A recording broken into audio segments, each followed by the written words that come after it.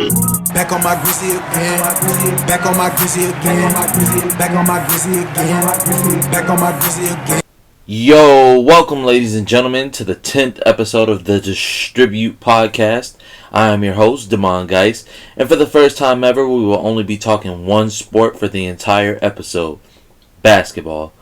We have new NBA champs with the Toronto Raptors beating the Golden State Warriors in 6 games, along with the Lakers finally acquiring star big man Anthony Davis. In addition to breaking down those topics, I will give my predictions for the NBA draft this Thursday, in addition to where the biggest names in free agency will land and why I believe who will go where. To begin though, we have to start with our new champs, the Toronto Raptors. You know, what a postseason run these cats went on. I can remember Lowry scoring 0 points in a game 1 against the Magic where DJ Augustine hit the dagger, but it just seems like following that loss, they flipped the switch. The Raptors would proceed to run the table against the Magic, then advance against Philly, where in Game 7, Kawhi hits the shot of all shots, a walk-off game-winning buzzer beater for the first time in Game 7 history to send them to the conference finals.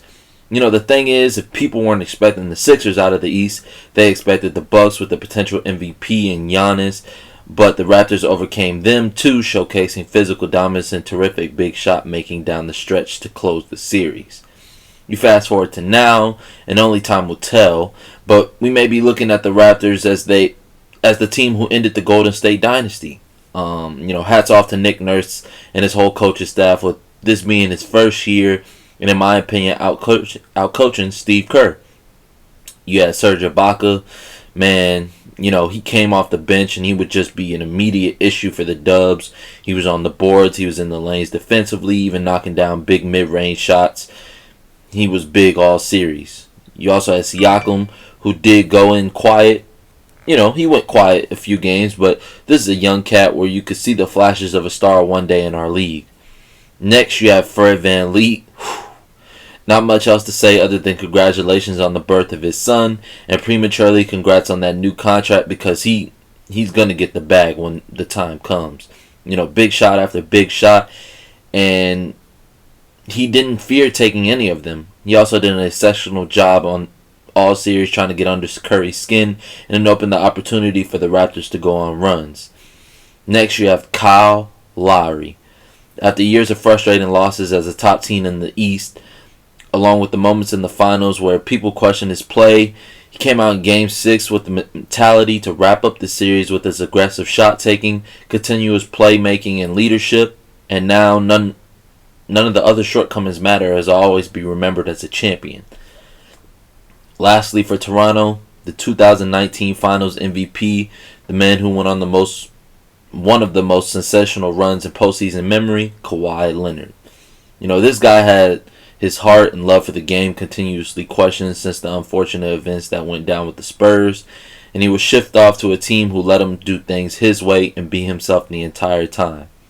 He is now only the third player ever to win the Finals MVP on another team, and it's ironic because he does it against not only another dynasty, but it's the team that he was injured against in the first place. You know, it remains to be seen if Kawhi will stay on Toronto and defend the throne, but what cannot be denied is he will be remembered in the six as a champion. Now, for Golden State, year after year, it seemed that they were getting breaks in the injury department as the team they played against would be down their biggest player or one of their biggest players. I already mentioned Kawhi and the Spurs, but now we ask ourselves, would the Dubs even beating the Cavs at 100%? You know, most believe if CP3 doesn't go down in Game 5 last year, you know, the Rockets in that series in Golden State. So you can't help but feel like the basketball gods finally just had enough of Golden State getting lucky, and it finally came back to bite them on the biggest stage and possibly the biggest night in Warriors history of Game 6 of the Finals, and they lost in the last game of Oracle. You know, I do believe, again, Steve Kerr was tremendously outcoached by Nick Nurse, but I can't really blame him when I look at the bench of Golden State. You know, of course you have these 5 all-star caliber players, but one thing these finals showed is that in addition to stars, you need depth, and Golden State just didn't have it. You know, Boogie was a tremendous disappointment in my book, and regardless of him coming off injuries, there was time after time where Golden State needed him to step up as the second or third option, and he just couldn't perform. Draymond was himself, but you aren't going to get production out of him offensively continuously, and the Raptors continuously left him open in hopes of him settling, and there were times that he did. For KD, prayers have been continuously sent since the unfortunate Achilles injury from my side, but I do believe he'll still get the bag wherever he ends up. But ever since the IT situation, my opinion is that players need to stop putting their payday on the line. These franchises will tell you they love you and you're not going anywhere 1 minute and you mean the world, but then you play and get injured and the franchise disregards you putting your career on the line. We've seen them happen, of course, most recently IT. So again, for KD, I believe he'll get paid, and that's just a product of him being talented and teams believing in his superstar abilities. But athletes, think about yourselves. Unfortunately for Golden State, the injuries didn't stop there as we looked at Klay Thompson. In my opinion, if the Dubs were to pull this comeback off, the 3-1 comeback, I believe Klay was going to be the Finals MVP. You could see him catching fire, and unfortunately it came to an immediate stop with him tearing his ACL. Now, him running back out to shoot the free throws definitely put him in my top 5 favorite players. He was on his Mamba mentality type-ish, and I have to give a round of applause to him. One half of the Splash Bros, he did his part. Lastly, the other half of the Splash Bros, Steph Curry. I do not and will not give him a pass. Year after year, the media as well as the fans disregard LeBron's supporting cast, or lack thereof, on even the biggest stage against the juggernaut in the Golden State Warriors, so why wouldn't I do the same for Curry? This is the best point guard in the world, a guy who has changed the way basketball has been played in the past few years, and hats off to him for it, but he just did not play good enough. Yes, he had a 47-point performance in Game 3, but they lost. They lost that game on their own home floor, and more recently, in Game 6, he had the chance to win the game, and he came up short.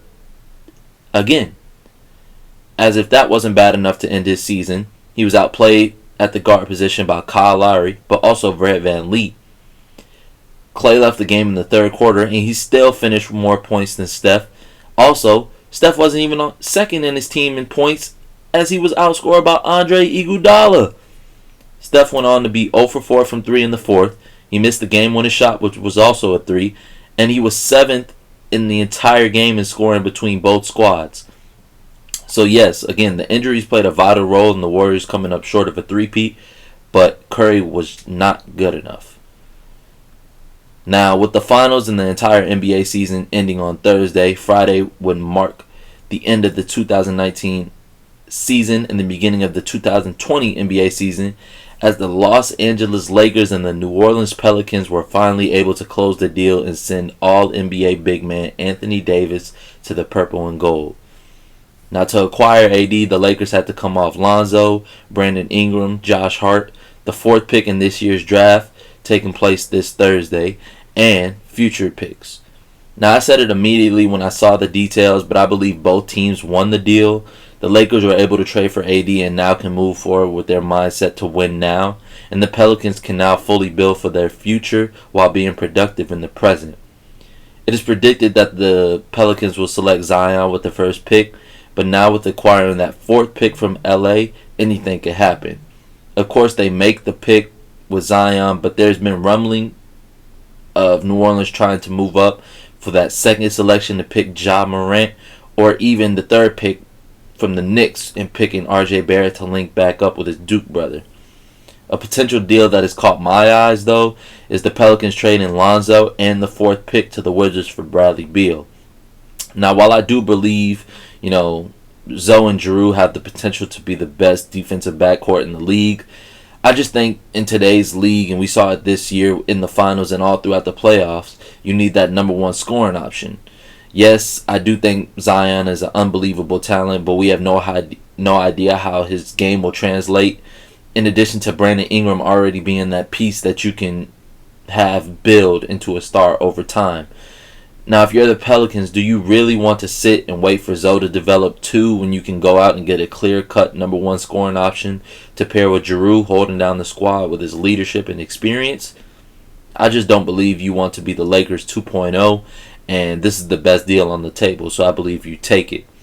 For the Lakers, they went ahead and made this deal, but for me, people talk about, oh, you got rid of depth and they only have 5 people on the roster.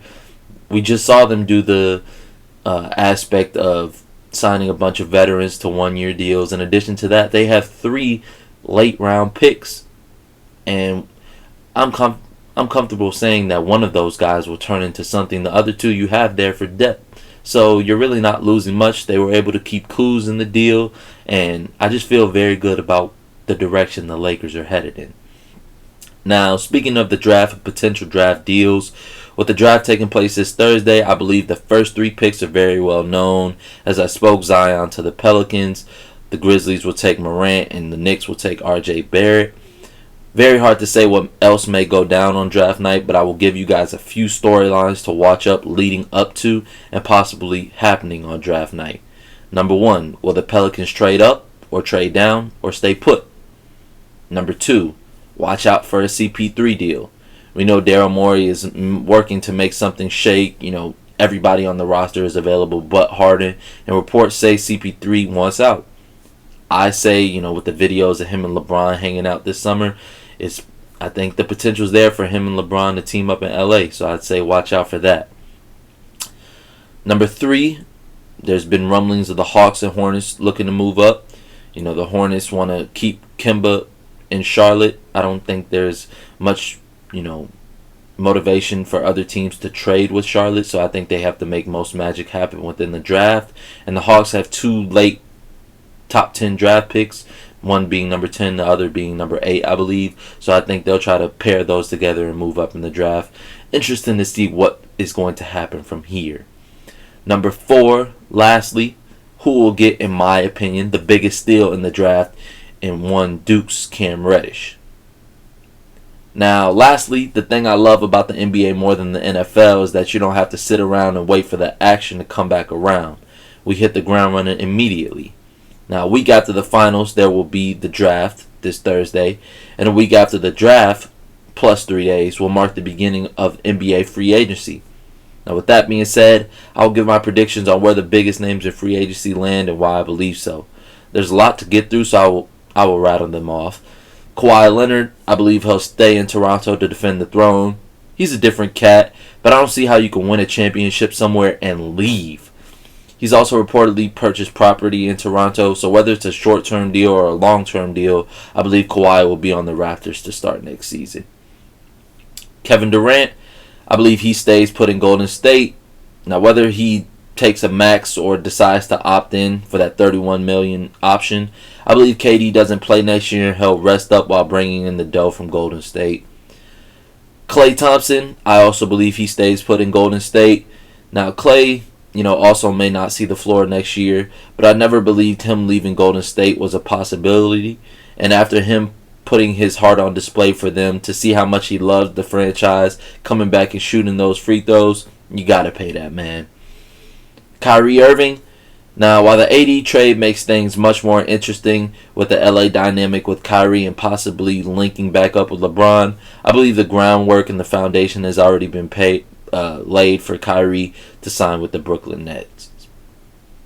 Jimmy Butler, I believe Jimmy Butler will be joining Kyrie in Brooklyn. Now, I believe the Nets, in addition to signing Kyrie, will make a run at KD before he ultimately decides to stay put in Golden State.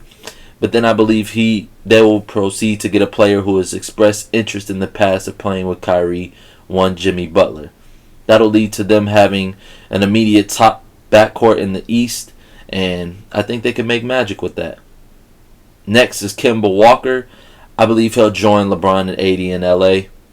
It's been reported by Woj, so you know that it's true. But the Lakers are now looking to add Kemba to the squad to solidify their big three, well, rather their big four with keeping Kuzma. Now, Kemba has said that Charlotte is priority number 1, but I think it's time for him to realize that he's accomplished all there is to accomplish in Charlotte and move on to bigger and better things.